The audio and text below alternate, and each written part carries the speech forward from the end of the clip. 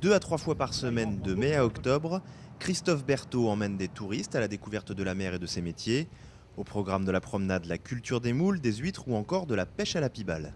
L'objectif premier, c'est de faire voir qu'une huître avant d'arriver, une huître ou une moule, qu'avant d'arriver dans l'assiette, ça demande un boulot, quoi. Voilà, c'est surtout pour faire voir ça aux gens. L'ostréiculteur avoue également espérer déclencher des vocations chez les enfants qu'il promène. Pour voir au plus près les professionnels de la mer travailler, cet ostréiculteur n'hésite pas à accoster d'autres bateaux. Ici, un chaland d'élevage d'huîtres en filière. Et pour ce touriste originaire de Niort, c'est une vraie chance de pouvoir monter à bord. C'est la première fois effectivement que je vais sur un bateau comme celui-ci. Et tout m'y intéresse. C'est une formule de travail qu'on ne connaît pas du tout. Comme ça, on en sait un peu plus sur la récolte des coquillages. Christophe voit dans cette activité complémentaire une possible bouée de sauvetage. Le chiffre d'affaires de son exploitation souffre en effet de la surmortalité inexpliquée des jeunes huîtres depuis l'an dernier.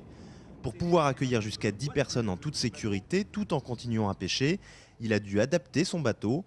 Le maire d'Esnande a aidé Christophe à développer cette activité. Selon lui, le manque de réglementation freine l'expansion de ce tourisme vert en bord de mer malgré une forte demande.